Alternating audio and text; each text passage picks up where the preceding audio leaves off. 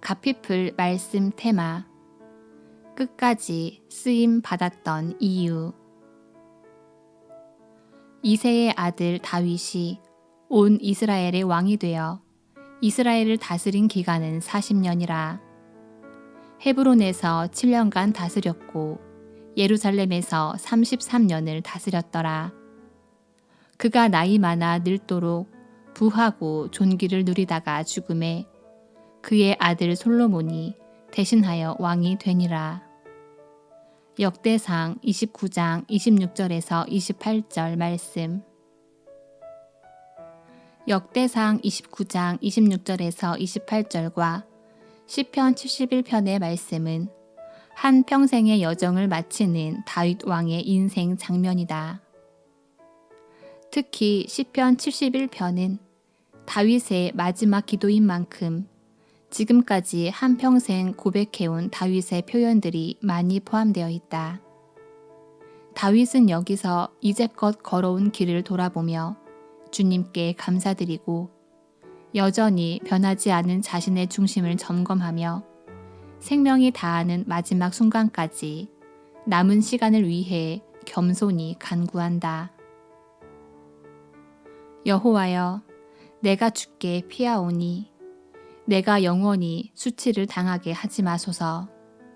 주의 의로 나를 건지시며 나를 풀어주시며 주의 귀를 내게 기울이사 나를 구원하소서. 주는 내가 항상 피하여 숨을 바위가 되소서. 주께서 나를 구원하라 명령하셨으니 이는 주께서 나의 반석이시요 나의 요새이심이니이다. 나의 하나님이여, 나를 악인의 손, 곧 불의한 자와 흉악한 자의 장중에서 피하게 하소서. 주 여호와여, 주는 나의 소망이시요 내가 어릴 때부터 신뢰한 이시라. 내가 모태로부터 주를 의지하였으며 나의 어머니의 배에서부터 주께서 나를 택하셨사오니 나는 항상 주를 찬송하리이다. 나는 무리에게 이상한 징조같이 되었사오나 주는 나의 견고한 피난처시오니. 시편 71편 1절에서 7절 말씀. 여기에 기록된 간구의 말들은 주님의 은혜를 의지하는 표현들이다. 정말 기가 막힌 표현들이다. 주님의 은혜를 의지하지 않고는 단 한 걸음도 걸을 수 없었던 그의 인생의 사정들을 한눈에 보여주는 애절한 간구들이다. 다윗이 친구 요나단에게 자신의 속마음을 털어놓았던 말을 기억하는가? 나와 죽음의 사이는 한 걸음뿐이니라. 사무엘상 20장 3절 말씀. 굉장히 짧은 표현이지만 그가 어떤 삶을 살아왔는지 명확하게 표현해주는 말이다. 이런 인생의 매 순간을 은혜로 붙드시고 채우시고 단련하게 하신 주님을 향해 또 한 번 간구하는 것이 바로 역대상 29장 26절에서 28절과 시편 71편의 말씀이다. 세월이 안겨주는 힘이 있다. 세상에서는 이것을 경륜이라고 부른다.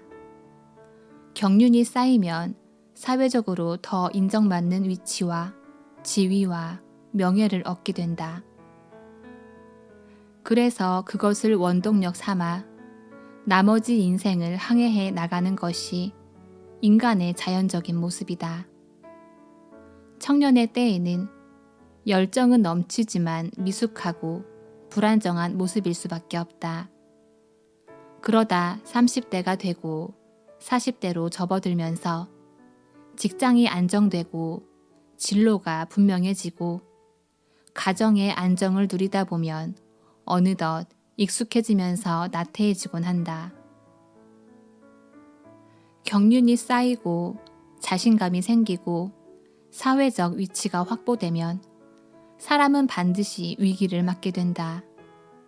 주님을 향한 목마름이 식어간다는 것은 주님의 은혜 없이 살 수 있다는 착각에서 시작된다. 그러나 하나님 앞에 선 우리는 세상의 경험이나 경륜을 의지할 것이 아니라 지금껏 은혜 하나만을 의지하여 이 자리까지 이르렀던 것처럼 다시 한번 연약한 자의 모습으로 주님만을 의지함으로 남은 길을 달려가야 한다. 그렇다면 세월의 흐름과 함께 쌓여가는 경륜과 자신감과 사회적 위치를 마다하고 오히려 끝없이 주님의 은혜만을 한평생 의지하는 것은 어떻게 가능할까? 시편 71편 7절에서 그 답이 발견된다. 나는 무리에게 이상한 징조같이 되었사오나 주는 나의 견고한 피난처 시오니. 우리말로는 이상한 징조같이 되었다라고 표현되어 있는데 영어 성경에는 도저히 설명할 수 없는, 이해할 수 없는 불가사의한 현상이 되었다라고 표현되어 있다. 다윗은 자기 자신을 두고 나는 사람들에게 이상한 존재, 이해할 수 없는 존재가 되었습니다. 내 인생은 설명하려야 도저히 설명할 수 없는 불가사의한 인생이 되었습니다. 라고 말한다. 왜 이런 말을 했을까? 그는 곰곰이 자기의 추억을 더듬어 본다. 장자가 기름 부음을 받은 것이 아니요 막내가 기름 부음을 받았다. 궁전 태생이 왕자에 앉은 것이 아니라 유목민 출신이 왕자에 올랐다.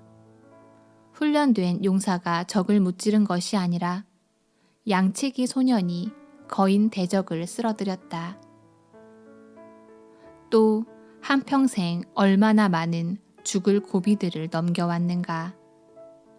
다 셀 수 없으나 그때마다 하나님은 살 길을 허락하셨다.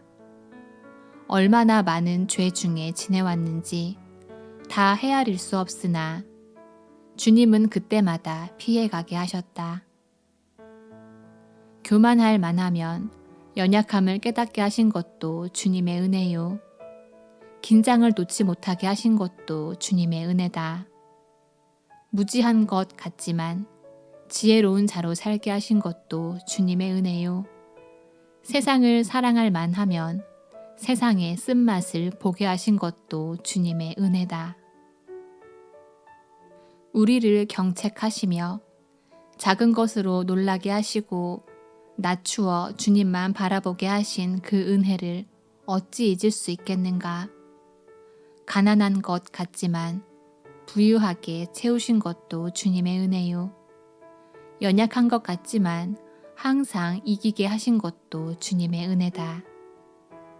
사람들이 보기에는 도저히 설명할 수 없고 이해할 수 없는 불가사의한 존재가 바로 나라는 고백이다.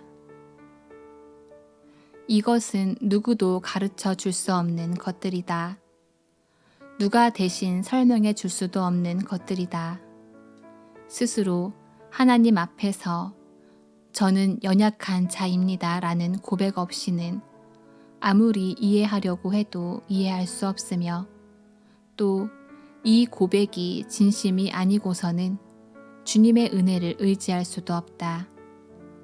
혹시 우리는 경륜에 취해 우리 자신을 크게 보고 있지는 않은가? 사울이 버림받은 이유를 기억하는가? 사무엘은 사울에게 이렇게 말한다. 사무엘이 이르되 왕이 스스로 작게 여길 그때에 이스라엘 지파의 머리가 되지 아니하셨나이까?